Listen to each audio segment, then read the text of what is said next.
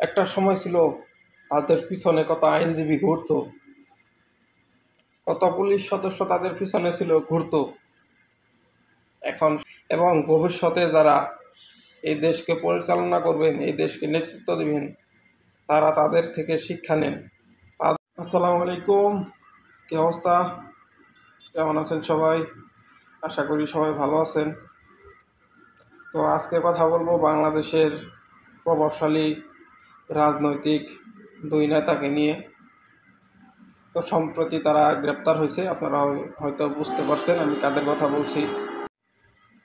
যে সালমান এফ রহমান, সাবেক প্রধানমন্ত্রী শেখ হাসিনার উপদেষ্টা ছিলেন, এবং সাবেক আইনমন্ত্রী আনিসুল হক, তারা দুইজন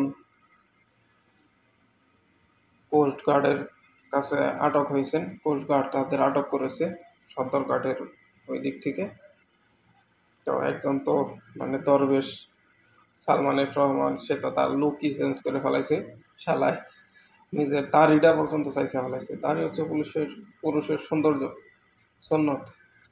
সবচেয়ে বড় কথা, দাড়ি রাখা তো সুন্নত, কিন্তু জীবন বাঁচান ফরজ। যাই হোক, তারা গ্রেপ্তার হয়েছে। তাদের অনেক ক্ষমতা ছিল, অনেক দাম্ভিকতা ছিল, এবং তারা অনেক অর্থ সম্পদের মালিক। সালমান এফ রহমান এই বেক্সিমকো গ্রুপেরও একজন সদস্য। তো এই অর্থ সম্পদ, এই দাম্ভিকতা, এই ক্ষমতা কোথায় গেল? তাদের এখন কি করুণ পরিণতি।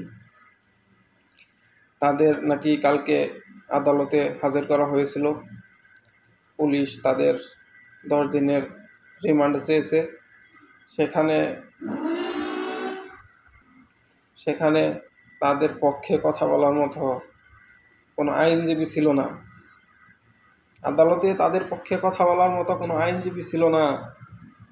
কি লাভ এই অর্থ সম্পদের? কোথায় গেল সেই ক্ষমতা? কোথায় গেল সেই দাম্ভিকতা? একটা সময় ছিল তাদের পিছনে কত আইনজীবী ঘুরতো, কত পুলিশ সদস্য তাদের পিছনে ছিল ঘুরতো।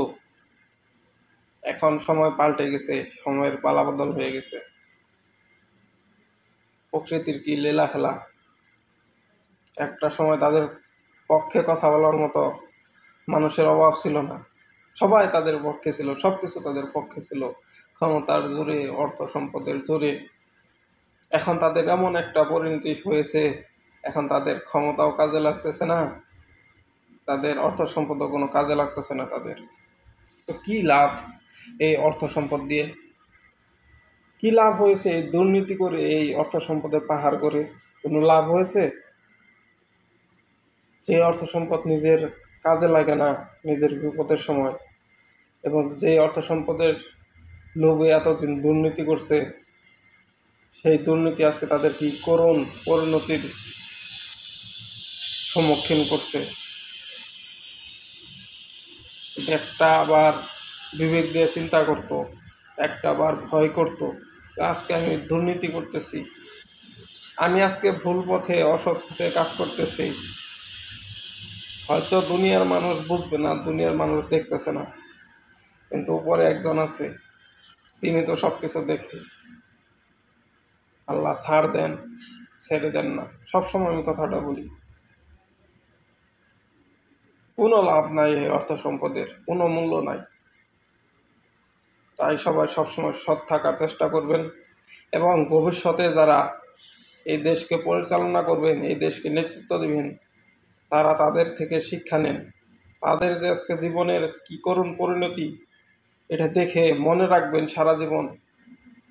এর থেকে শিক্ষা নিন, এদের থেকে শিক্ষা নিয়ে মনে রেখে সামনে দেশকে নেতৃত্ব দিবেন।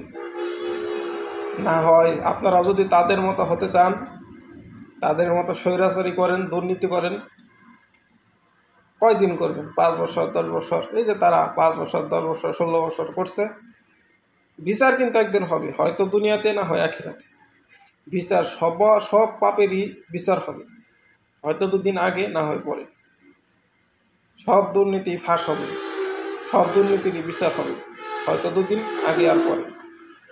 তো সামনে তারা নেতৃত্ব দিবেন, দেশকে পরিচালনা করবেন, তাদের কাছে অনুরোধ, আপনারা এইগুলা দেখে আপনারা মনে রাখুন এবং শিক্ষা নিন।